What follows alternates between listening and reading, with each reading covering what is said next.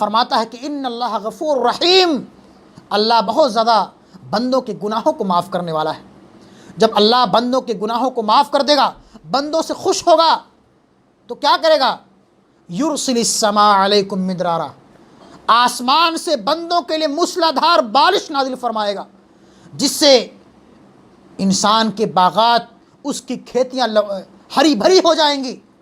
باغات میں پھل فروٹ آئیں گے، غلے اور اناج پیدا ہوں گے۔ یرسل السماء علیکم مدرارا ویمددکم باموال وبنین، اور رب العالمین تمہاری آل اولاد اور مال دولت میں برکت دے گا، تمہارے کاروبار میں برکت دے گا۔ وَيَجْعَلْ لَكُمْ جَنَّاتٍ وَيَجْعَلْ لَكُمْ أَنْهَارًا، یہ تو دنیاوی فائدہ ہے کہ اللہ آسمان سے بارش نازل فرما رہا ہے، ہمارے کاروبار میں، تجارت میں، آل اولاد میں برکت دے رہا ہے، اور کل قیامت کے دن کیا کرے گا؟ وَيَجْعَلْ لَكُمْ جَنَّاتٍ وَيَجْعَلْ لَكُمْ أَنْهَارًا، کل قیامت کے دن رب العالمین ہمارے نامہ اعمال کو داہنے ہاتھ میں دے گا، اور ہم کو ایسی جنتوں کے اندر داخل فرمائے گا جس کے نیچے سے نہریں جاری ہوں گی۔ یہی تو ہمارا سب سے بڑا مقصد ہے اس دنیا کے اندر آنے کا اور بھیجے جانے کا۔ اللہ فرماتا ہے کہ انما کل نفس ذائقۃ الموت وانما توفون اجورکم یوم القیامہ فمن زحزح عن النار وادخل الجنہ فقد فاز، جس کو جہنم کی دہکتی ہوئی آگ سے بچا لیا گیا اور جنت کے اندر داخل کر دیا گیا، فقد فاز، ایسا ہی انسان تو اپنے مقصد میں کامیاب ہے۔ میرے بھائیوں، دوستوں، بزرگوں، اس دنیا کے اندر رہتے ہوئے، اس چند روزہ زندگی کے اندر، اپنے ان محدود ایام کے اندر ہمیں رب العالمین سے لو لگانی چاہیے، اللہ رب العالمین کے سامنے اپنی پیشانی کو جھکا کر کے، اپنے ماتھے کو ٹیک کر کے اللہ سے گریہ وزاری کرنی چاہیے، رب العالمین کے بتائے ہوئے احکامات کی پاسداری کرنی چاہیے،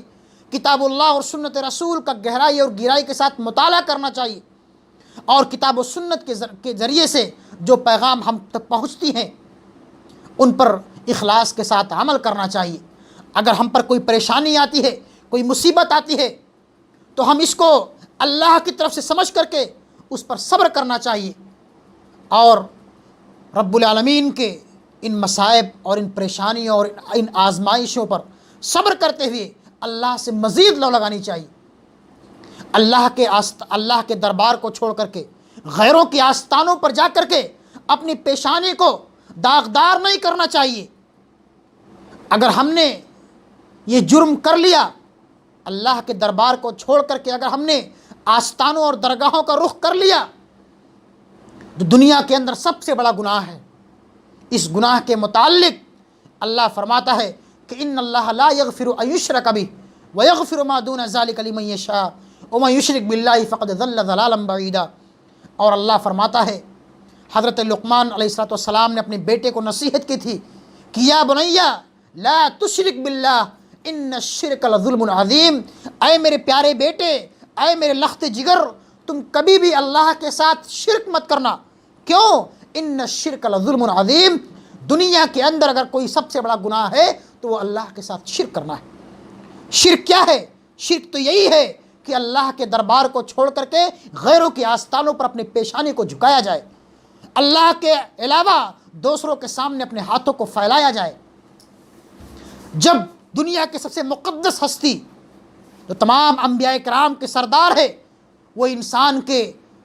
مصائب کو، پریشانیوں کو ختم نہیں کر سکتا، اپنے اوپر آئے ہوئے مصیبت کو ٹال نہیں سکتا، تو یہ پیر، یہ بزرگ، یہ فقیر، یہ مرشد، یہ بابا، یہ عالم، یہ فاضل، یہ قاری، یہ علماء انسان کے مصائب کو کیسے ٹال سکتے؟ ہمیں غور کرنا چاہیے، اپنے ایمان کا جائزہ لینا چاہیے، اپنے ایمان کا محاسبہ کرنا چاہیے۔